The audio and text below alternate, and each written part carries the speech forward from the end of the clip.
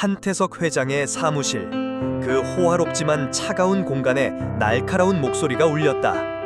아버지가 전 재산을 걸고 남긴 보물이 고작 낡은 곰인형 하나라니요.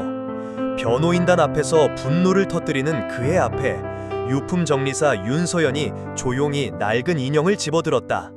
장갑을 낀 그녀의 손이 미세하게 떨렸다. 회장님, 그녀가 속삭였다. 이 인형 하나가 아닙니다.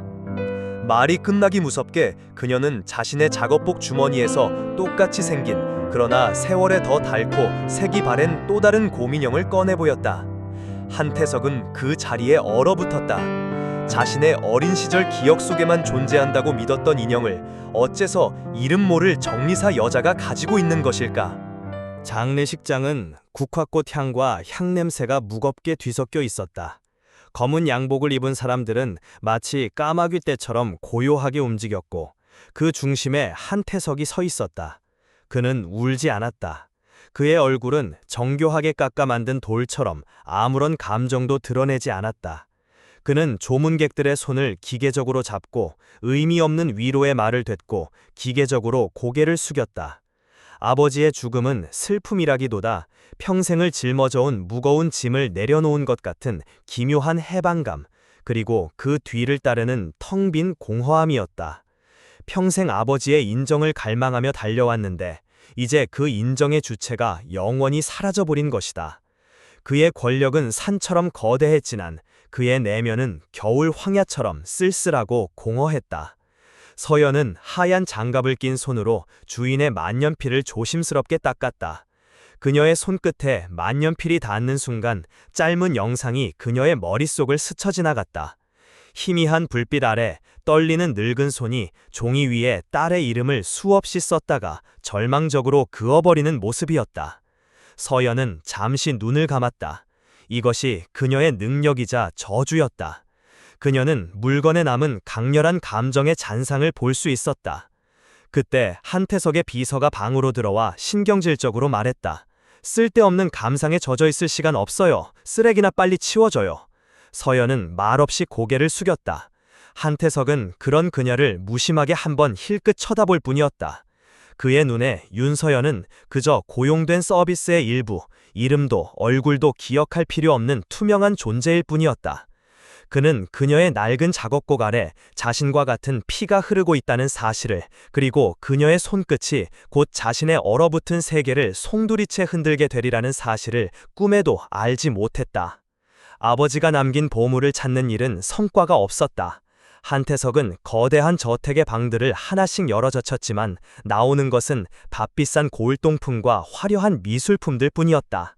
그것들은 돈으로 환산될 수는 있었지만 아버지의 영혼을 담고 있지는 않았다. 그의 조급함은 날카로운 신경질이 쌓여갔다. 그는 유품 정리 작업을 지휘하며 아버지의 골프용품이 가득한 방을 가리켰다.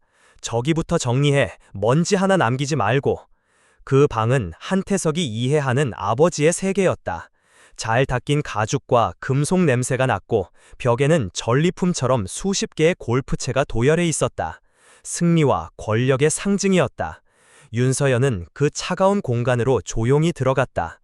그녀는 한태석의 재촉에도 아랑곳하지 않고 마치 살아있는 존재를 다루듯 조심스럽게 골프채를 하나씩 꺼내 닦기 시작했다. 그녀의 고요한 손길은 모든 것을 돈으로만 보는 이 공간의 소란스러움과 기묘한 대조를 이루었다. 한태석은 그런 그녀의 모습을 못마땅하게 지켜보았다. 그때 서연의 손길이 아버지가 가장 아끼던 드라이버에 닿았다. 손때가 가장 많이 묻은, 손잡이 가죽이 부드럽게 달아있는 바로 그 골프채였다. 서연의 손이 멈추었다. 그녀의 눈앞으로 짧은 감각의 표편이 스쳐 지나갔다. 텅 빈 골프 코스에 홀로 서 있는 늙은 남자의 뒷모습. 모든 것을 붉게 물들이며 지는 저녁 노을의 쓸쓸한 온기. 그리고 후회와 그리움이 가득 담겨 바람에 흩어지는 목소리. 태석아. 그 이름은 외침이 아니라 가슴속 깊은 곳에서 터져나온 흐느낌에 가까웠다. 서연은 자신도 모르게 나지막이 중얼거렸다. 회장님께서는 참 많이 외로우셨던 것 같습니다. 그 말은 한태석의 심기를 정면으로 건드렸다. 그는 날카롭게 쏘아붙였다. 당신이 뭘 안다고 함부로 말하는 거지?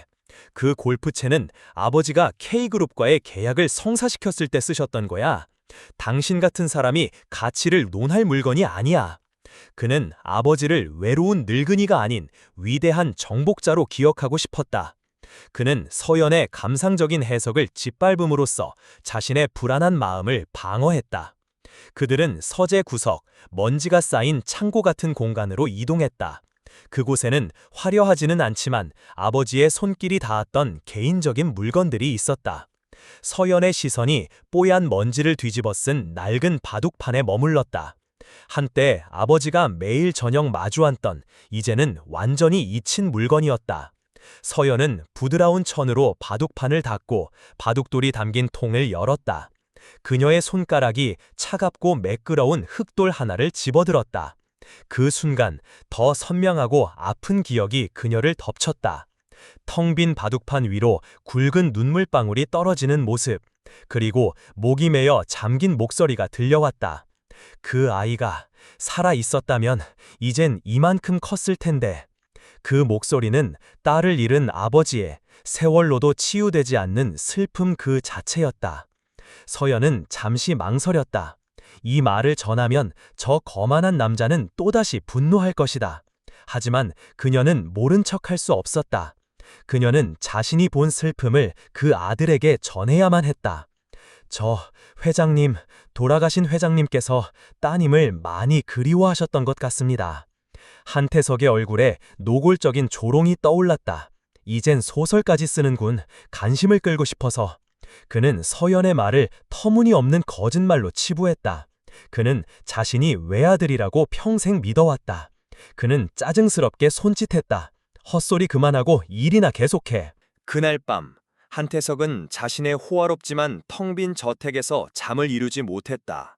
그는 서재 책상에 앉아 서류를 보려 했지만 그 정리사 여자의 목소리가 계속 귓가에 맴돌았다. 외로우셨을 거라는 말, 따님을 그리워했다는 말. 그는 코웃음을 쳤다. 말도 안 되는 소리였다. 아버지는 외로움을 느낄 만큼 나약한 분이 아니었다. 하지만 바둑판, 그 기억은 달랐다. 희미하고 먼지 쌓인 기억의 조각이 수면 위로 떠올랐다. 어린 시절 그의 집에는 저녁마다 바둑돌이 부딪히는 똑깍거리는 소리가 울려 퍼졌다. 그 소리는 안정감이었고 일상이었다. 그러던 어느 날 그 소리가 멈췄다. 마치 누군가 전원을 꺼버린 것처럼 집안은 영원한 정적에 휩싸였다. 그는 왜 소리가 멈췄는지 기억하지 못했다. 하지만 그 소리가 사라졌다는 사실만큼은 분명히 기억하고 있었다. 그 여자의 황당한 말이 그가 오랫동안 잊고 있던 진실의 신경을 건드린 것이다.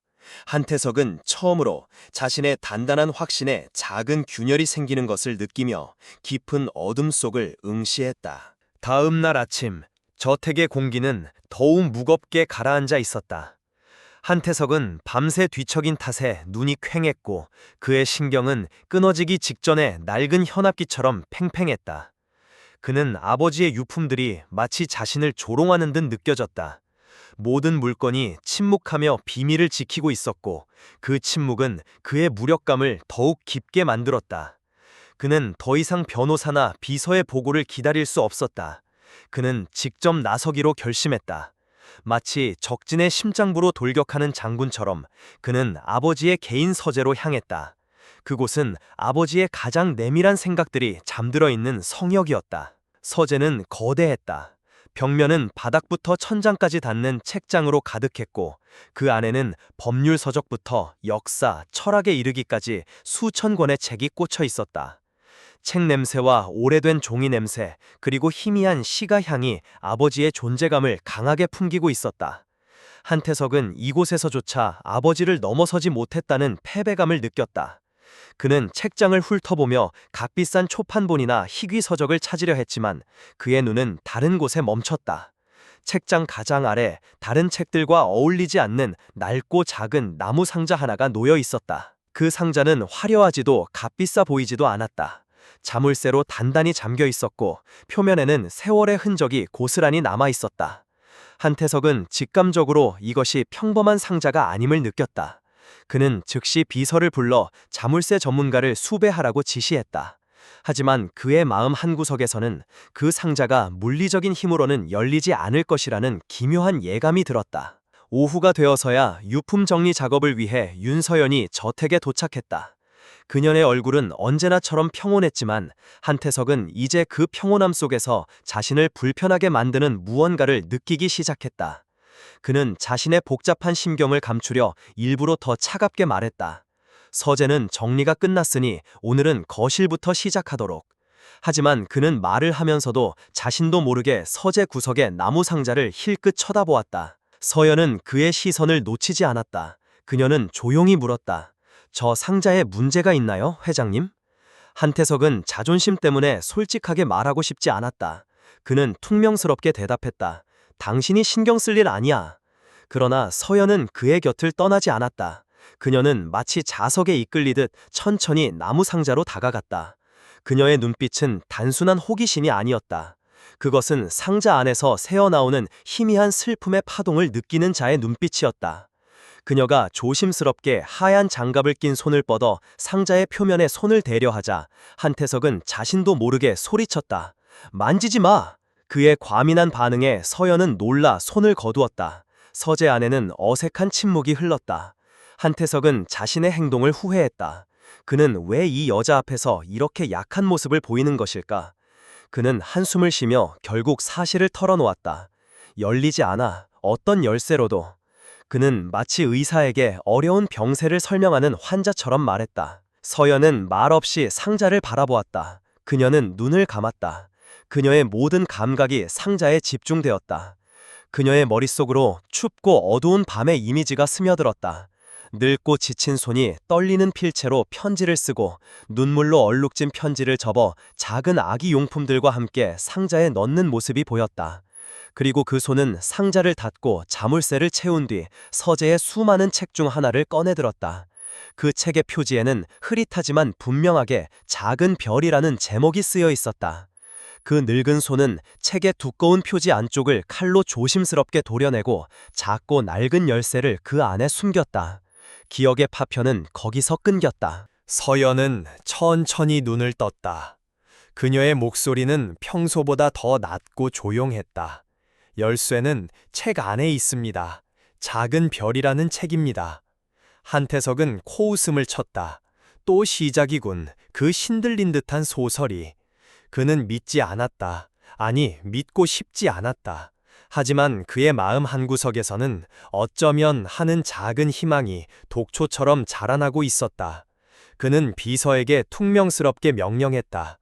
이 서재에 있는 작은 별이라는 책은 전부 찾아와. 그것은 거의 불가능에 가까운 명령이었다. 수천 권의 책 속에서 특정 제목의 책을 찾는 것은 모래사장에서 바늘을 찾는 것과 같았다.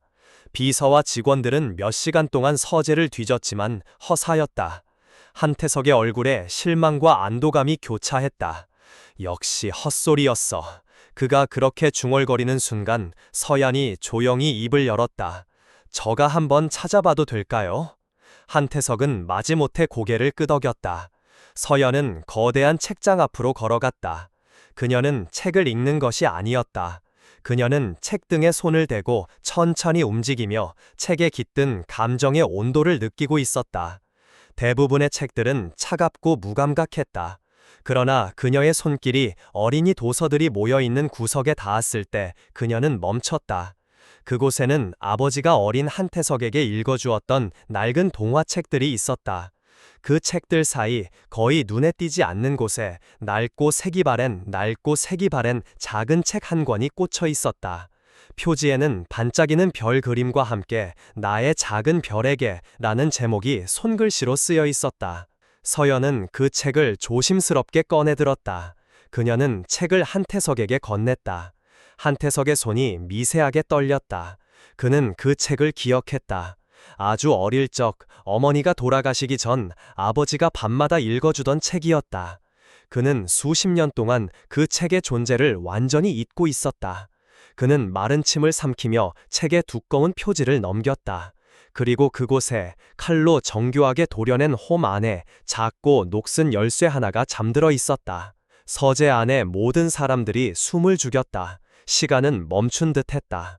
한태석은 자신의 심장이 세차게 뛰는 소리를 들었다. 그는 천천히 나무 상자로 다가가 떨리는 손으로 열쇠를 자물쇠에 꽂았다. 찰칵 하는 작은 소리와 함께 수십 년 동안 닫혀있던 상자의 자물쇠가 풀렸다. 그는 심호흡을 하고 천천히 상자의 뚜껑을 열었다. 상자 안에는 방충제 냄새와 함께 세월의 흔적이 깃든 아기 용품들이 조심스럽게 놓여 있었다. 부드러운 털실로 짠 어른의 엄지손가락만 한 작은 아기 양말 한 켤레, 이제는 누렇게 변색된 아기의 베넷 저고리, 그리고 흐릿한 흑백 초음파 사진 한 장, 그 아래에는 비단 손수건에 고이 쌓인 가늘고 부드러운 머리카락 한 줌이 있었다. 한태석은 그 자리에 얼어붙었다. 그의 머릿속은 하얗게 비어버렸다. 이 모든 것이 무엇을 의미하는지 그의 이성은 받아들이기를 거부했다. 그는 평생 자신이 외아들이라고 알고 살았다. 그의 기억 속에는 단 한 번도 동생의 존재가 없었다. 이것은 아버지의 비밀스런 여인의 흔적인가? 아니면 그가 알지 못하는 또 다른 가족의 비극인가? 그의 혼란스러운 시선이 서연에게 향했다. 그녀는 어떻게 이 모든 것을 알고 있었는가? 그녀는 단순한 유품 정리사가 아니었다. 그녀는 아버지의 과거와 연결된 어떤 불가사의한 존재였다. 그는 이제 더 이상 그녀의 능력을 의심하거나 조롱할 수 없었다. 그는 두려움과 경외심이 뒤섞인 눈으로 그녀를 바라보며 거의 들리지 않는 목소리로 물었다. 대체 당신은 누구지? 그의 오만함이라는 단단한 갑옷이 거부할 수 없는 증거 앞에서 산산이 부서져 내리고 있었다. 한태석의 질문은 서재의 무거운 공기 속으로 힘없이 흩어졌다. 윤서연은 대답하지 않았다. 그녀는 그저 슬픔이 가득한 눈으로 충격으로 얼어붙은 그를 바라볼 뿐이었다. 그녀는 자신이 누구인지 설명할 수 없었다. 그녀 자신조차 왜 이 집의 슬픔이 자신의 슬픔처럼 느껴지는지 알지 못했기 때문이다. 그녀가 아는 것은 오직 하나, 이 나무 상자가 거대한 비극의 시작점이라는 사실뿐이었다. 한태석은 비틀거리며 의자에 주저앉았다. 그의 머릿속은 수만 개의 퍼즐 조각이 뒤섞인 것처럼 혼란스러웠다.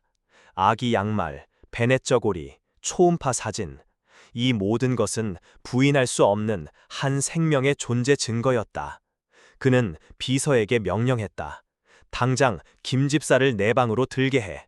그의 목소리는 물에 젖은 솜처럼 무겁고 촉촉했다. 김 집사는 한태석의 아버지가 회사를 세우기 전부터 거의 평생을 한시 가문을 위해 일해온 노인이었다. 그는 이제 일선에서 물러나 있었지만 이 집의 모든 역사를 산증인처럼 기억하고 있는 유일한 사람이었다. 잠시 후 허리가 굽고 백발이 성성한 김 집사가 한태석의 서재로 들어섰다. 그는 굳어있는 한태석의 얼굴과 열려있는 나무 상자를 보고는 모든 것을 직감했다는 듯 깊은 한숨을 내쉬었다. 그의 늙은 눈에 체념과 슬픔이 동시에 어렸다. 올 것이 왔군요, 도련님. 그의 목소리는 마른 나뭇잎이 부서지는 것처럼 가늘게 떨렸다. 한태석은 책상 위에 아기 용품들을 손으로 가리켰다. 그의 손가락은 분노 때문인지 충격 때문인지 심하게 떨리고 있었다. 이게 다 뭐요, 김집사? 설명해 보시오. 아버지께 숨겨준 자식이라도 있었던 거요? 김집사는 천천히 고개를 저었다. 그의 얼굴에 깊게 팬 주름이 고통으로 일그러졌다. 숨겨둔 자식이 아닙니다. 도련님의 여동생이었습니다. 한서연 아가씨였습니다. 여동생. 그 단어는 마치 다른 세상의 언어처럼 낯설게 들렸다. 한태석의 기억 속에는 여동생이라는 존재가 없었다. 그는 실성한 사람처럼 웃었다. 거짓말, 그런 거짓말을 왜 하는 거요? 우리 집안에 그런 이름은 없었어. 김 집사는 더 이상 아무 말도 하지 않고 조용히 서재의 낡은 앨범장으로 다가갔다. 그는 수많은 앨범 중 가장 두텁고 낡은 것을 꺼내 들었다. 먼지를 털어내고 앨범을 펼치자 빛바랜 흑백 사진들이 모습을 드러냈다. 젊은 시절의 아버지와 한태석이 기억하는 것보다 훨씬 더 아름답고 행복하게 웃고 있는 어머니의 사진이었다. 그리고 다음 페이지, 갓 태어난 아기를 품에 안고 있는 어머니의 사진이 있었다. 그 아기는 한태석이 아니었다. 이분이 서연 아가씨입니다. 김 집사의 목소리가 서재를 울렸다. 도련님보다 4살 아래셨지요. 사모님께서 노산으로 고생하시다 어렵게 낳으신 귀한 따님이셨습니다. 돌아가신 회장님께서도 평생 그렇게 행복해 하시는 모습은 처음 보았습니다. 그는 아가씨를 나의 작은 별이라고 부르셨습니다. 작은 별, 그 단어가 한태석의 심장을 날카롭게 찔렀다. 열쇠가 숨겨져 있던 책의 제목이었다. 그의 머릿속에서 흩어져 있던 퍼즐 조각들이 하나씩 맞춰지기 시작했다. 그런데 왜 나는 기억을 못하는 거요? 왜 아무도 나에게 동생이 있었다고 말해주지 않은 거지? 한태석의 목소리는 절규에 가까웠다. 김 집사는 차마 그의 눈을 마주치지 못하고 고개를 숙였다. 그의 어깨가 가늘게 떨리고 있었다. 그것은 끔찍한 사고였습니다, 도련님. 그날은 유난히 추운 겨울밤이었습니다. 아가씨가 태어난 지 100일이 갓 지난 무렵이었죠. 사모님께서는 아가씨를 돌보느라 며칠 밤을 꼬박 새우셨고 그날따라 몸이 좋지 않아 일찍 잠자리에 드셨습니다. 회장님께서도 중요한 계약건으로 늦게 귀가하셨고요. 집안은 고요했습니다. 비극이 찾아오기에는 너무나 평범하고 조용한 밤이었습니다.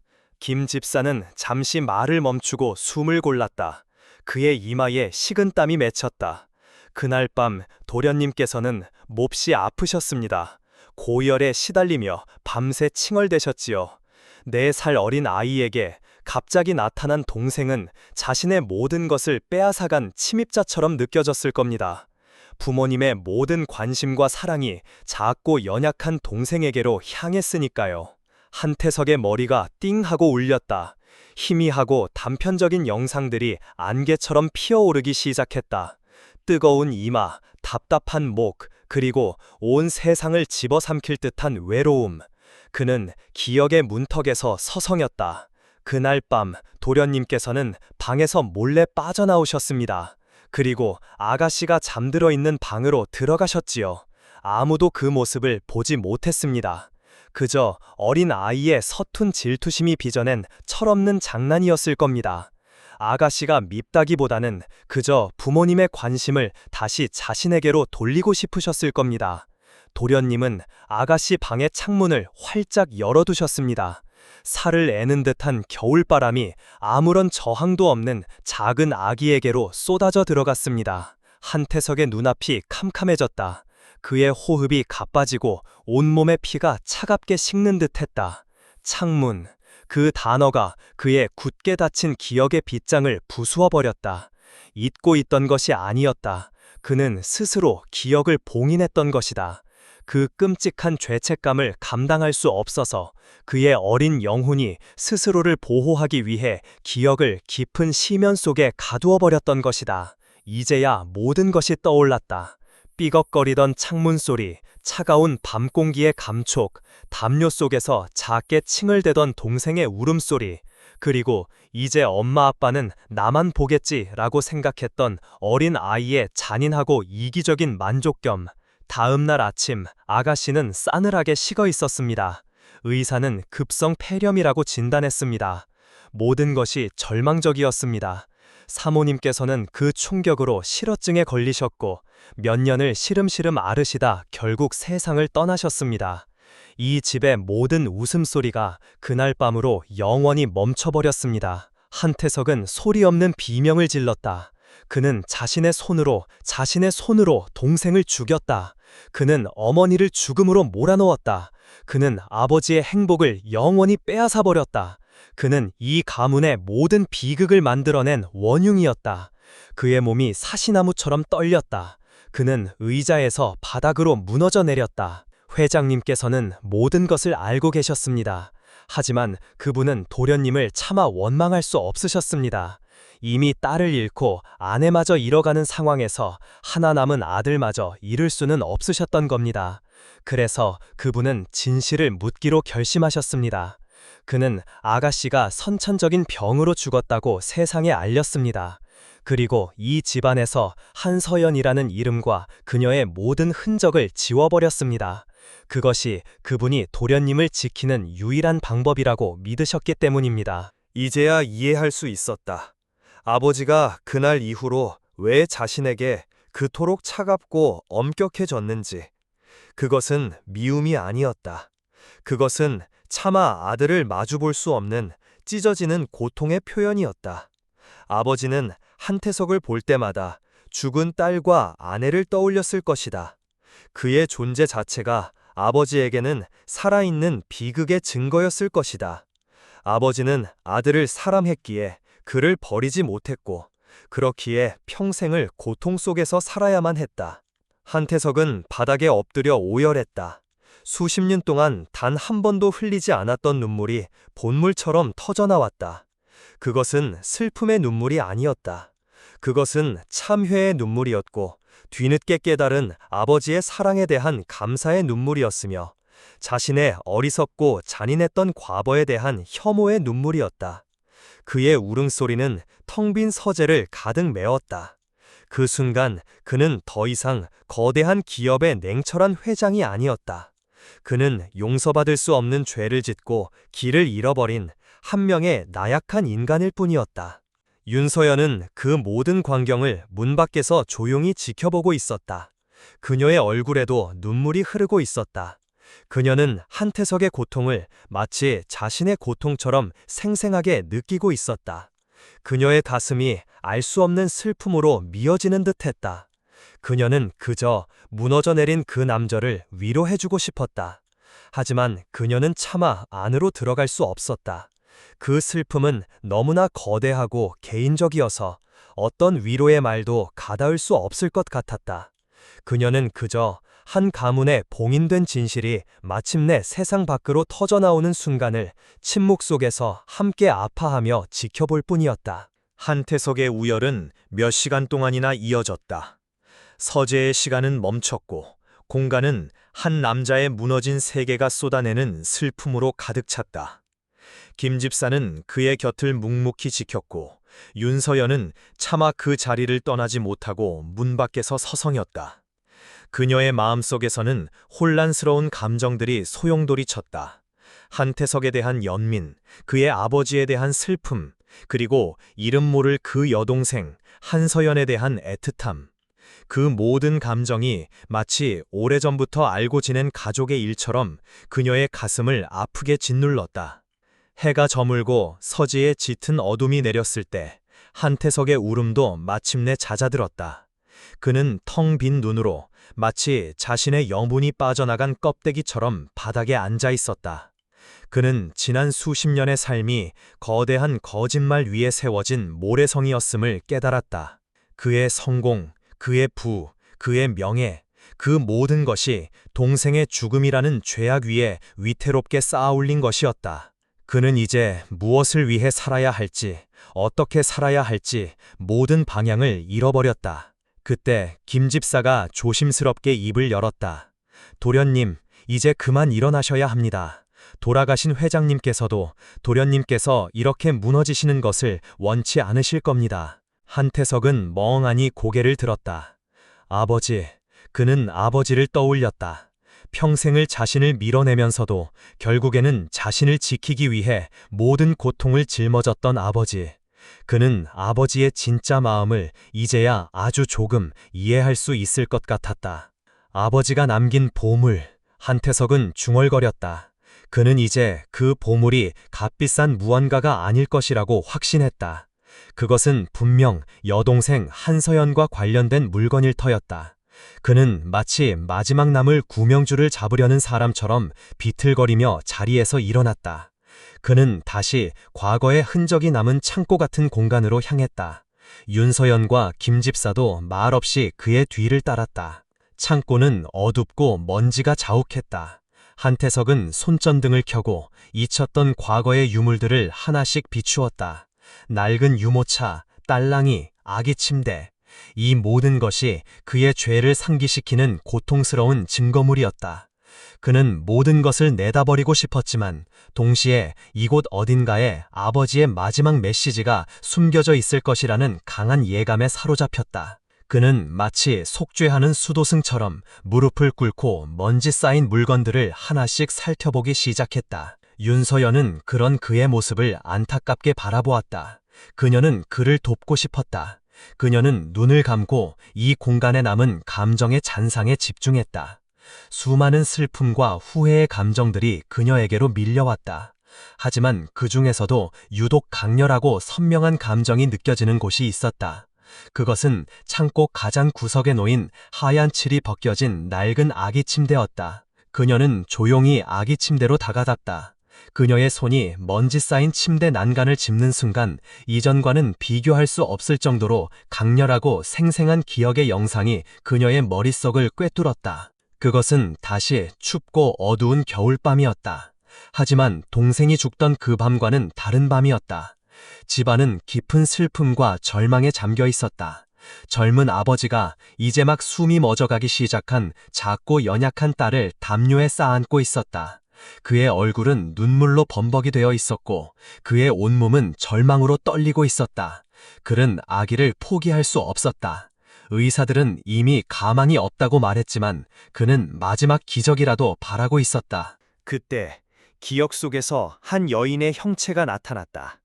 가난하지만 선량한 인상에 먼 친척뻘 되는 아주머니였다. 그녀는 아이를 낳지 못하는 사람이었다. 아버지는 흐느끼며 그녀에게 애원했다. 제발 이 아이를 데려가 주시오, 아주머니. 이 아이를 살려주시오. 여기서 이 아이는 죽은 목숨이요. 하지만 아주머니 댁으로 가면 어쩌면 아주 작은 기적이라도 일어나지 않겠소. 나는 이 아이를 내 손으로 묻을 수가 없소. 아주머니는 눈물을 흘리며 고개를 끄덕였다. 그녀는 조심스럽게 아기를 받아 안았다. 아버지는 아기의 차가운 이마에 마지막으로 입을 맞추었다. 그리고 그는 자신이 아들과 딸을 위해 똑같이 사두었던 한 쌍의 곰인형 중 하나를 아기의 품에 안겨주었다. 이 아이가 혹시라도 살아나거든 이것을 증표로 삼아주시오. 그리고 세상 끝까지 이 비밀을 지켜주시오. 이것이 내가 내 딸에게 해줄 수 있는 마지막이자 유일한 것이다. 기억의 영상은 거기서 끝났다. 윤서연은 거친 숨을 몰아쉬며 눈을 떴다. 그녀의 온몸은 식은땀으로 젖어 있었다. 이것은 단순한 감정의 잔상이 아니었다. 이것은 너무나도 생생한 실제 있었던 일의 기록이었다. 한서연, 그녀는 죽지 않았어. 서연은 자신도 모르게 중얼거렸다. 한태석은 그녀의 작은 목소리를 듣고 고개를 돌렸다. 무슨 소리야? 방금 뭐라고 했지? 회장님의 여동생은 그날 밤 죽지 않았습니다. 서연의 목소리는 떨리고 있었지만 그 안에는 흔들림 없는 확신이 담겨 있었다. 돌아가신 회장님께서는 아가씨를 먼 친척에게 보내셨습니다. 살리기 위해서. 한태석은 그의 말을 믿을 수 없었다. 그는 그것이 슬픔에 잠긴 여자의 헛소리라고 생각했다. 하지만 그의 심장은 미친 듯이 뛰기 시작했다. 만약 저 말이 사실이라면. 서연은 더 이상 설명하지 않았다. 그녀는 곧장 낡은 아기 침대로 다가가 마치 오래전부터 그곳에 무엇이 있는지 알고 있었다는 듯 망설임 없이 침대 매트리스를 들어 올렸다. 매트리스 아래 나무 판자로 된 침대 바닥의 한 부분이 다른 곳과 색깔이 미세하게 달랐다. 비밀 공간이었다. 그녀는 손톱으로 조심스럽게 그 나무 판자를 들어 올렸다. 그 안에는 수십 년의 세월을 견뎌낸 작은 곰인형 하나가 마치 관 속에 누운 미라처럼 고요하게 잠들어 있었다. 인형은 먼지를 뒤집어 쓰고 좀이 쓸어 있었지만 그 형태는 분명했다. 그것은 한태석의 기억 속에 희미하게 남아있는 어린 시절 자신이 가지고 놀던 곰인형과 똑같이 생긴 또 다른 곰인형이었다. 한태석은 숨을 삼켰다. 그는 천천히 다가가 떨리는 손을 집어들었다. 인형의 차갑고 거친 감촉이 그의 손바닥을 통해 심장까지 전해졌다. 그의 머릿속이 하얗게 비었다가 이내 거대한 충격과 혼란 그리고 아주 작은 희망의 불씨로 가득 찼다. 내 동생이 살아있다고? 그것은 질문이 아니라 믿을 수 없는 현실을 향한 독백이었다. 만약 동생이 살아있다면 지금 어디서 어떻게 살고 있는 것일까? 아버지는 왜 평생 그 사실을 숨겼을까? 그리고 무엇보다 이 엄청난 비밀을 어떻게 이 여자는 알고 있는 것일까? 그의 혼란스러운 시선이 다시 윤서연에게로 향했다. 그는 이제 그녀가 누구인지 어떤 존재인지 두렵기까지 했다. 그녀는 마치 아버지의 영혼이 보낸 사자처럼 이 집안의 가장 깊은 비밀을 하나씩 파헤치고 있었다. 그는 자신을 둘러싼 모든 것이 거짓이며 자신이 알고 있던 진실이 한낱 신기루에 불과했다는 것을 깨달았다. 그리고 그 순간 한태석을 더욱 깊은 충격의 나락으로 떨어뜨리는 일이 일어났다. 윤서연이 자신의 낡은 작업복 주머니에서 무언가를 꺼내 보인 것이다. 그것은 그들이 방금 찾아낸 곰인형과 똑같이 생긴, 그러나 세월에 더 닳고 색이 바랜 또 다른 곰인형이었다. 그것은 그녀가 어릴 적부터 유일한 친구이자 가족처럼 품고 다녔던 그녀 자신의 곰인형이었다. 한태석의 눈앞이 아찔해졌다. 그는 다리에 힘이 풀려 주저앉을 뻔했다. 두 개의 곰인형, 하나는 아버지의 비밀 공간에서, 다른 하나는 이 여자의 주머니에서. 이것은 우연일 수 없었다. 이것은 운명이었고 너무나도 잔인한 진실의 증표였다. 그는 깨달았다. 그가 찾아 헤매던 아버지의 보물은 바로 그의 눈앞에 서 있는 이 여자 윤서연 자신이었다. 그리고 그토록 그가 찾고 싶었던, 어쩌면 살아있을지도 모르는 그의 여동생 한서연이 바로 그녀라는 것을. 세상의 모든 소리가 사라지고 그의 귓가에는 자신의 심장이 터질 듯이 울리는 소리만이 가득했다. 그의 삶 전체가 송두리째 뒤집히는 순간이었다. 시간은 그 순간 영원처럼 늘어났다. 창고 안의 먼지마저도 숨을 죽인 듯 세상의 모든 움직임이 멈췄다. 한태석의 시선은 두 개의 곰인형 사이에 고정되었다. 하나는 아버지의 후회가 담긴, 또 하나는 윤서연의 외로운 삶이 담긴, 너무나도 닮았지만 전혀 다른 세월을 살아온 쌍둥이 인형. 그의 이성은 눈앞의 광경을 필사적으로 부정하려 했다. 이것은 터무니없는 우연일 뿐이라고, 세상에는 똑같이 생긴 인형이 수만 개도 넘을 것이라고. 그의 머릿속은 외치고 있었다. 하지만 그의 심장, 그의 본능은 이미 알고 있었다. 이것이 바로 아버지가 설계한 잔인하면서도 절박했던 마지막 메시지라는 것을. 그는 고개를 들어 윤서연을 바라보았다. 그는 처음으로 그녀를 제대로 보았다. 이름 모를 유품 정리사가 아니라 한 명의 인간으로서. 가난에 찌든 낡은 작업복, 고된 노동으로 거칠어진 손, 하지만 그 모든 것을 덮어버리는 슬프도록 맑고 깊은 눈동자. 그는 그 눈동자에서 아주 희미하게 오래된 앨범 속에서 보았던 어머니의 젊은 시절 얼굴을 발견했다. 턱선의 미묘한 각도, 슬픔을 머금었을 때 살짝 처지는 입꼬리. 그것은 망상일 수도, 충격이 만들어낸 환각일 수도 있었다. 하지만 그는 그 닮음에서 눈을 뗄 수가 없었다. 아니야, 아닐 거야. 그는 거의 들리지 않을 정도로 중얼거렸다. 그의 목소리는 물기 하나 없는 사막처럼 바싹 말라 있었다. 그는 이 엄청난 가능성 앞에서 완전히 무너져 내릴 것 같았다. 만약 그녀가 정말 자신의 동생이라면 그는 지난 몇 주간 자신의 동생을 이름 없는 하인처럼 대하고 그녀의 진심을 의심하고 그녀의 존재를 무시했던 것이다.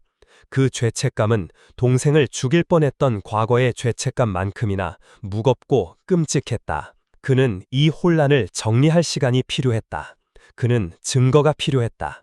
감정이 아니라 서류로 된 냉정한 사실이. 그는 떨리는 손으로 휴대폰을 꺼내 들었다. 그의 손가락은 말을 듣지 않아 몇 번이나 허공을 눌렀다. 그는 마침내 비서의 번호를 찾아 전화를 걸었다. 그의 목소리는 쇠를 긁는 것처럼 거칠었다. 당장 국내 최고의 흥신소를 알아봐.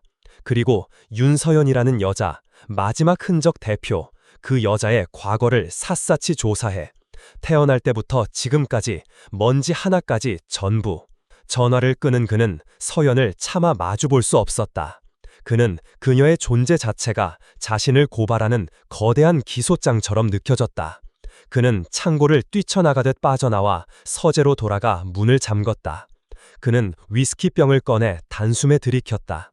독한 알코올이 목을 태우고 내려갔지만 그의 머릿속은 더욱 명징해졌다. 그는 아버지가 남긴 이 지독한 수수께끼를 풀어야만 했다. 한편 창고에 홀로 남겨진 서연은 텅 빈 눈으로 바닥에 놓인 2개의 곰인형을 내려다보았다. 그녀는 한태석의 혼란과 고통을 고스란히 느꼈지만 정작 자신의 감정은 무엇인지 알 수 없었다. 그녀의 삶은 언제나 고아라는 명확한 사실 위에 세워져 있었다. 부모가 누군지 어디서 왔는지 모르는 뿌리 없는 존재. 그런데 오늘 그녀의 정체성을 이루던 그 단단한 땅이 거대한 지진이라도 만난 것처럼 흔들리고 있었다. 그녀는 무릎을 굽혀 자신의 곰인형을 집어들었다. 그것은 그녀가 세상에 태어나 처음으로 가졌던 유일한 재산이었다.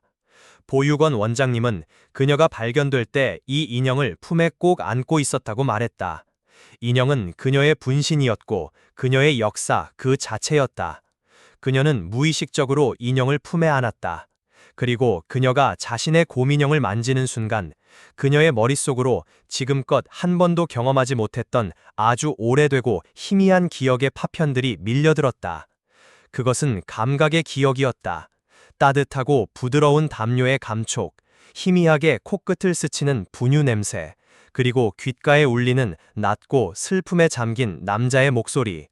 서연아, 나의 작은 별, 부디 사람한다오. 그 목소리는 너무나도 애틋하고 절박해서 서연의 심장이 저절로 아려왔다. 그것은 그녀가 평생을 갈망해왔던 아버지의 목소리였다. 그녀의 눈에서 뜨거운 눈물이 뺨을 타고 흘러내렸다. 그녀는 자신이 누구인지 아직 몰랐지만 이 집과 이 인형과 그리고 저 고통스러워하는 남자와 자신이 깊이 연결되어 있다는 사실을 온몸으로 느끼고 있었다. 다음 날은 지옥과도 같았다. 저택은 겉으로는 평온했지만 그 안에서는 보이지 않는 폭풍이 휘몰아치고 있었다. 한태석은 서재에 틀어박혀 뜬 눈으로 밤을 새웠다. 그는 흥신소에서 오는 연락만을 초조하게 기다렸다.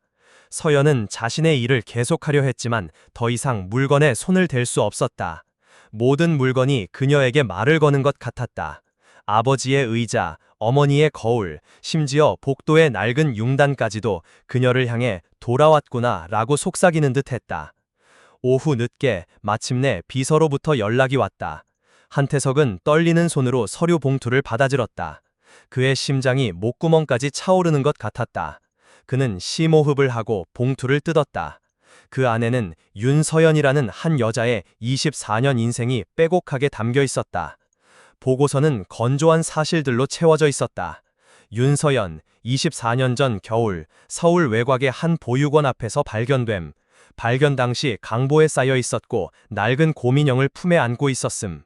보육원에서 자라 고등학교 졸업 후 독립, 각종 아르바이트를 전전하다 3년 전 유품정리회사 마지막 흔적을 설립함. 가족관계 특이사항 없음. 한태석의 심장이 차갑게 내려앉았다. 보고서에는 그가 기대했던 극적인 반전은 없었다. 하지만 그의 눈은 보고서의 한 부분에 못 박혔다. 그녀를 처음 보육원에 맡긴 사람. 서류상으로는 익명의 후원자라고만 되어 있었지만 흥신소는 집요한 추적 끝에 그 후원자의 정체를 희미하게나마 밝혀냈다. 그는 한씨 가문의 먼 친척되는 지금은 고인이 된 노인이었다.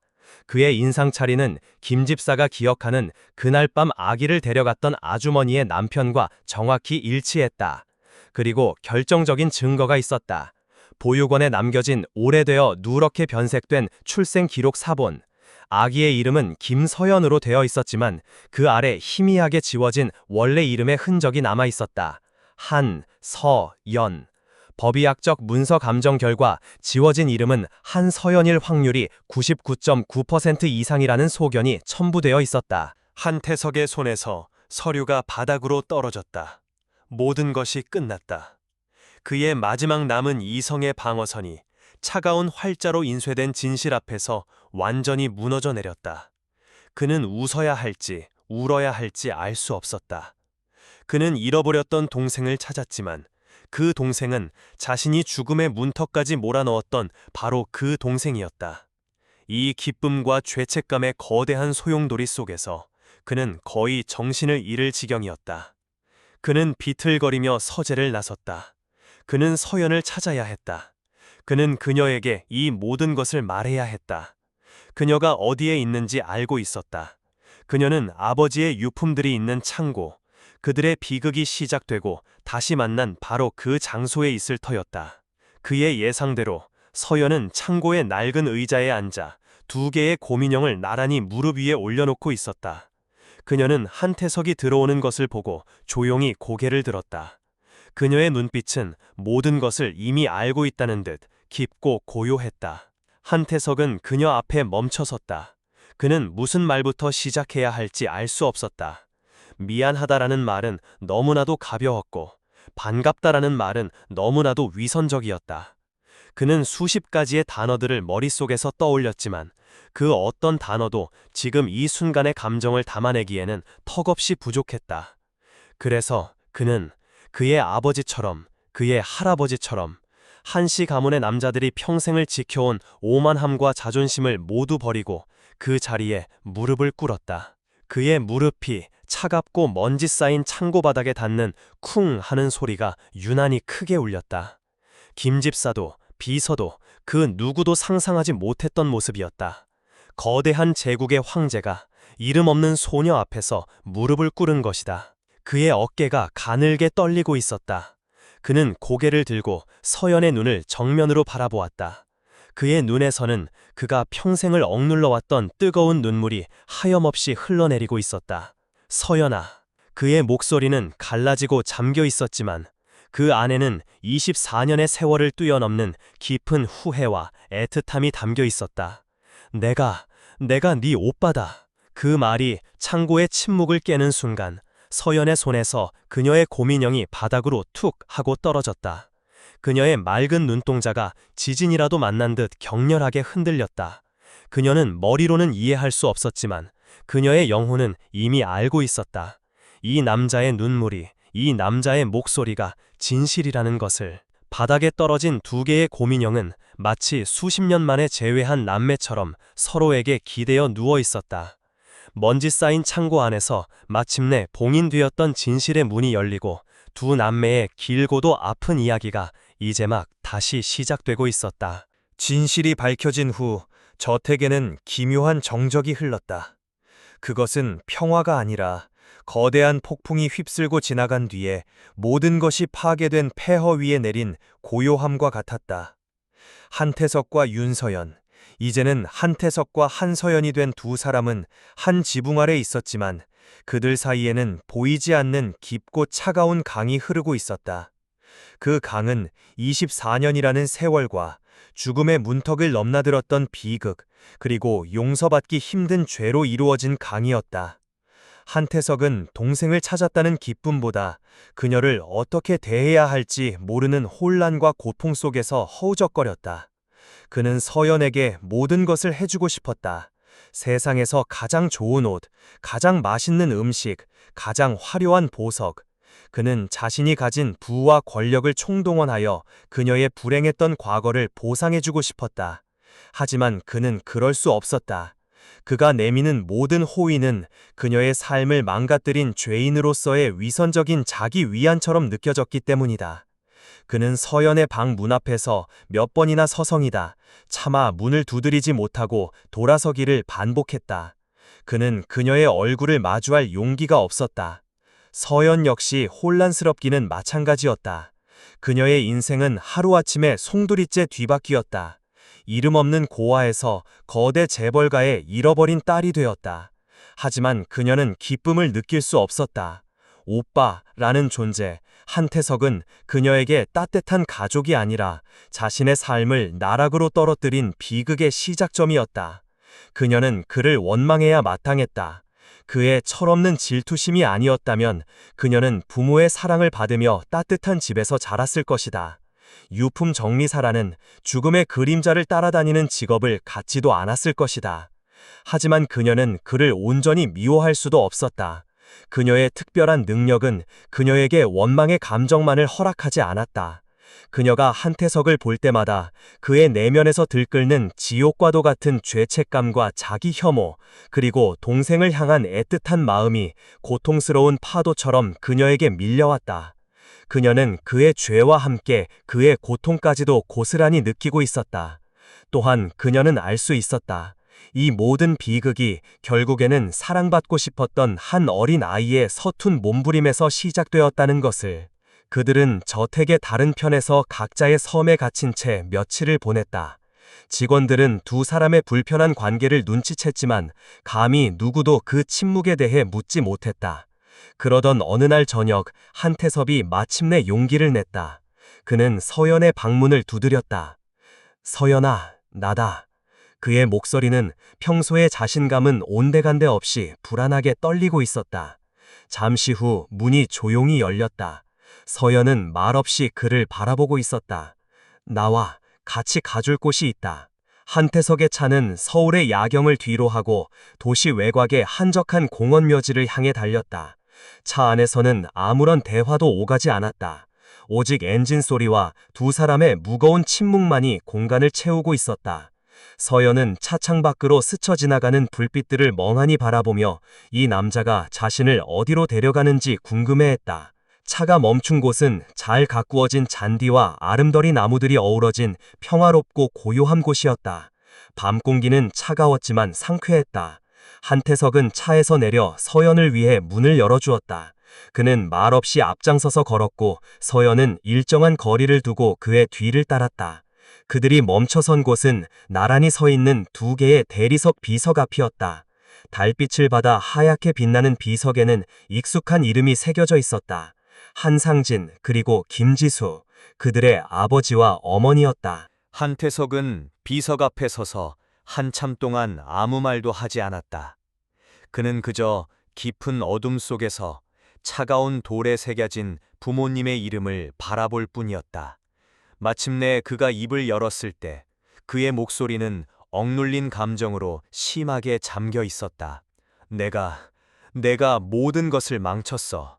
그것은 고백의 시작이었다. 그는 서연에게 24년 전 그 끔찍했던 겨울밤의 이야기를 마치 제3자의 일을 이야기하듯 담담하게 털어놓기 시작했다. 그는 아무것도 변명하거나 미화하지 않았다. 4살배기 아이의 유치한 질투심, 동생을 향한 이기적인 미움, 창문을 열 때 느꼈던 잔인한 쾌감, 그리고 다음 날 아침 싸늘하게 식어버린 동생의 방 앞에서 느꼈던 공포와 혼란까지. 그는 자신의 영혼 가장 깊은 곳에 숨겨두었던 추악하고 부끄러운 진실을 하나도 남김없이 꺼내 보였다. 그날 이후로 아버지는 단 한 번도 나를 보며 웃지 않으셨다. 어머니는 말씀을 잃으셨고 인형처럼 시들어 가셨지. 나는 그 이유를 몰랐어. 아니, 어쩌면 알고 있었지만 필사적으로 외면했는지도 몰라. 나는 그저 부모님의 사랑을 되찾기 위해 미친 듯이 공부하고 일했어. 아버지가 원하는 완벽한 아들이 되면 모든 것이 예전처럼 돌아올 거라고 믿었지. 하지만 아니었어. 내가 성공할수록 아버지는 더욱더 차가워지셨고 우리 사이의 벽은 더 높아져만 갔지. 그의 이야기는 속죄의 기도와도 같았다. 그는 용서를 구하지 않았다. 그는 용서받을 자격이 없다고 생각했다. 그는 그저 자신의 죄를 유일한 피해자이자 증인인 동생 앞에서 고백하고 그녀의 심판을 기다리고 있을 뿐이었다. 이야기를 듣는 동안 서연의 마음속에서는 거대한 감정의 파도가 일렁였다. 한태석의 목소리를 통해 그녀는 그날 밤의 모든 것을 보았다. 그녀는 창문으로 스며들던 칼날 같은 겨울바람의 차가움을 느꼈고 작은 아기가 공포에 질려 희미하게 울던 소리를 들었다. 그녀는 자신의 죽음의 순간을 생생하게 체험하고 있었다. 분노와 슬픔이 그녀의 온몸을 휘감았다. 하지만 동시에 그녀는 또 다른 것을 보았다. 4살배기 한태석의 마음속으로 들어가 그가 느꼈던 극심한 외로움과 버려진 듯한 슬픔을 보았다. 그녀는 그의 행동이 악의에서 비롯된 것이 아니라 사랑받고 싶다는 절박한 외침이었음을 이해했다. 그리고 그녀는 아들의 죄를 덮고 평생을 지옥과 같은 고통 속에서 살아야 했던 아버지의 찢어지는 마음을 느꼈다. 그녀는 비글의 피해자였지만 동시에 이 자리의 모든 이들이 가해자이자 피해자라는 사실을 깨달았다. 한태석도 아버지도 심지어는 아무것도 모른 채 세상을 떠난 어머니까지도 이 거대한 비극의 사슬에 얽혀 있었다. 서연은 한태석이 느꼈던 수십 년간 묵은 죄책감의 무게를 온몸으로 느꼈다. 그것은 살아있는 사람을 서서히 잠식하는 끔찍한 독과도 같았다. 그녀는 분노보다 더 큰 연민을 느꼈다. 한태석의 고백이 끝났을 때 묘지에는 다시 침묵이 찾아왔다. 그는 고개를 숙인 채 서연의 반응을 기다리고 있었다. 그녀가 자신을 저주하고 뺨을 때리고 영원히 보지 말자고 소리쳐도 그는 받아들일 준비가 되어 있었다. 하지만 서연은 아무 말도 하지 않았다. 그녀는 천천히 그에게 다가갔다. 그리고 떨리는 손을 뻗어 그의 어깨 위에 가만히 올려놓았다. 그것은 아주 작은 위로의 몸짓이었다. 하지만 그 안에는 어떤 말보다도 더 깊은 이해와 공감이 담겨 있었다. 그녀는 괜찮다고 말하지 않았다. 그녀는 용서한다고 말하지 않았다. 그녀는 그저 나도 당신의 고통을 느껴요 라고 온몸으로 말하고 있었다. 그 작은 온기에 한태석의 마지막 남은 이성의 둑이 무너져 내렸다. 그는 부모님의 비석 앞에 엎드려 어린 아이처럼 목 놓아 울었다. 서연은 그의 곁에서 함께 눈물을 흘렸다. 그들의 눈물은 24년 동안 꽁꽁 얼어붙어 있던 이 가문의 비극을 조금씩 녹여내리는 봄비와도 같았다. 그들은 아직 서로를 오빠, 동생이라고 부를 수 없었다. 하지만 그날 밤 부모님의 묘지 앞에서 그들은 처음으로 서로의 상처를 마주보고 아주 작은 용서의 첫걸음을 내디뎠다. 그것은 길고도 험난한 치유의 여정이 시작되는 순간이었다. 부모님의 묘지 앞에서 함께 눈물을 흘린 그날 밤 이후 저택의 공기는 미묘하게 달라졌다. 한태석과 서연 사이의 얼음장 같던 벽은 완전히 사라지지 않았지만 그 두께는 한결 얇아져 있었다. 그들은 여전히 서로를 어떻게 대해야 할지 서툴렀지만 이제 서로를 피하지는 않았다. 아침 식사 자리에서 어색한 침묵 속에 눈이 마주치면 어색하게 남아 고개를 끄덕이는 사이가 되었다. 그것은 아주 작은 변화였지만 두 사람에게는 거대한 진전이었다. 한태석은 동생을 위해 무엇을 해야 할지 고민했다. 그는 그녀에게 회사의 지분을 나누어주고 재산을 물려주고 세상 사람들이 부러워할 만한 모든 것을 안겨주고 싶었다. 그것이 그가 할 수 있는 유일한 속죄의 방법이라고 생각했다. 하지만 서연은 그 모든 것을 거절했다. 그녀는 그저 지금처럼 조용히 지내며 아버지가 남긴 흔적들을 조금 더 느끼고 싶다고 말했다. 그러던 어느 날 서연은 고민형에 대해 이야기했다. 아버지가 남긴 고민형과 자신이 평생을 간직해온 고민형. 그 두 개의 인형은 이제 서연의 방 선반 위에 나란히 놓여 마치 수십 년 만에 재회한 남매처럼 서로를 마주보고 있었다. 왠지 아버지의 고민형 안에 무언가 더 있을 것 같아요. 서연이 조심스럽게 말했다. 그녀는 인형을 만질 때마다 인형 깊숙한 곳에서 희미하게 바스락거리는 소리가 들린다고 했다. 그것은 단순한 손뭉치가 아닌 다른 무언가가 들어있다는 신호였다. 한태석은 반신반의했지만 이제 그는 서연의 직감을 무시하지 않았다. 그는 조심스럽게 아버지의 고민형을 들고 서재로 가져왔다. 그는 인형의 낡은 실밥을 하나씩 조심스럽게 뜯어내기 시작했다. 마치 고고학자가 고대 유물을 발굴하듯 그의 손길은 신중했다. 인형의 등 쪽 낡은 천 안에서 딱딱한 무언가가 손에 잡혔다. 그는 조심스럽게 그것을 꺼냈다. 그것은 기름 종이에 여러 겹으로 쌓여 습기를 막기 위해 밀랍으로 봉해진 작은 편지 봉투였다. 봉투는 세월의 흔적으로 누렇게 변색되어 있었고 그 위에는 떨리는 필체로 나의 두 아이에게 라고 쓰여 있었다. 한태석의 심장이 세차게 뛰었다. 이것이 바로 아버지의 진짜 유언이었다. 그는 마른 침을 삼키고 서연을 바라보았다. 서연 역시 숨을 죽인 채 그의 손에 들린 편지를 응시하고 있었다. 그는 서연에게 다가와 그녀의 옆에 앉았다. 그리고 그는 동생과 함께 아버지의 마지막 목소리를 듣기 위해 떨리는 손으로 편지를 펼쳤다. 편지는 아버지의 낮고 차분한 목소리로 그들의 귓가에 읽히는 듯했다. 나의 사랑하는 아들 태석에게, 그리고 나의 그리운 딸 서연에게. 이 편지를 너희가 함께 읽고 있다면 나는 이미 이 세상 사람이 아니겠구나. 그리고 나의 가장 큰 소망이자 마지막 계획이 마침내 이루어졌다는 뜻이겠지. 너희 둘이 서로를 마주하고 있다는 뜻일 테니. 태서가, 나의 아들아, 나는 평생 너를 원망하며 살았다. 하지만 동시에 단 한순간도 너를 사랑하지 않은 적이 없었다. 네가 4살 때 저지른 그 끔찍한 실수가 너의 아기가 아닌 사랑받고 싶은 어린 아이의 서툰 몸부림이었다는 것을 나는 알고 있었다. 하지만 나는 너를 끌어안고 위로해 줄 수가 없었다. 너를 볼 때마다 나는 죽은 네 어미와 죽음의 문턱에 선 네 동생을 떠올려야만 했기 때문이다. 너를 밀어내는 것이 내가 이 지옥 같은 고통을 견뎌내는 유일한 방법이었다. 용서해다오, 이 못난 아비를. 서연아, 나의 작은 별. 나는 너를 단 하루도 잊어본 적이 없단다. 너를 다른 사람의 손에 맡기던 그 밤, 내 심장은 갈갈이 찢어지는 듯 했다. 하지만 그것이 너를 살리는 유일한 길이었다. 나는 너를 포기한 것이 아니라 너에게 삶을 주기 위해 너와의 이별을 선택해야만 했다. 나는 평생을 너를 멀리서 지켜보았다. 네가 보육원에서 꿋꿋하게 자라는 모습을, 힘든 세상 속에서도 정직하고 선하게 살아가는 모습을. 나는 너를 되찾아오고 싶었지만 그럴 수 없었다.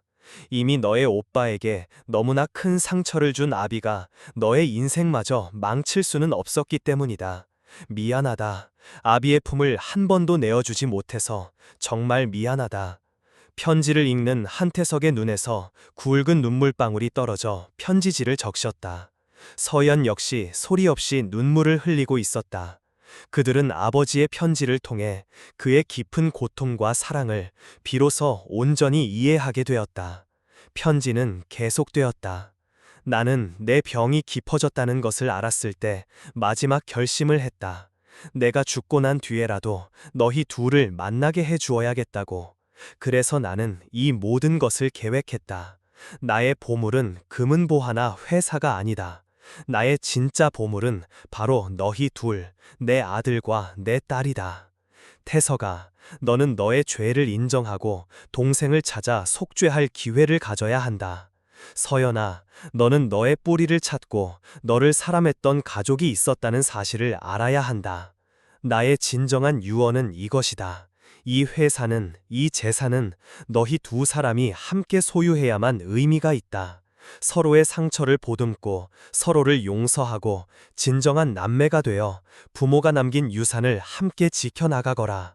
그것이 내가 하늘에서 너희에게 바라는 유일한 것이다. 편지의 마지막에는 이렇게 쓰여 있었다. PS. 서연아, 네가 가진 특별한 능력은 네 어미에게서 물려받은 것이란다. 너의 어머니는 사람의 마음을 꿰뚫어보는 따뜻하고 신비한 사람이었다. 그 능력을 부디 너처럼 아픈 사람들을 위로하고 치유해 주렴. 편지가 끝났을 때 서재 안에는 두 남매의 흐느낌만이 가득했다. 그들은 서로를 끌어안고 한참 동안 울었다.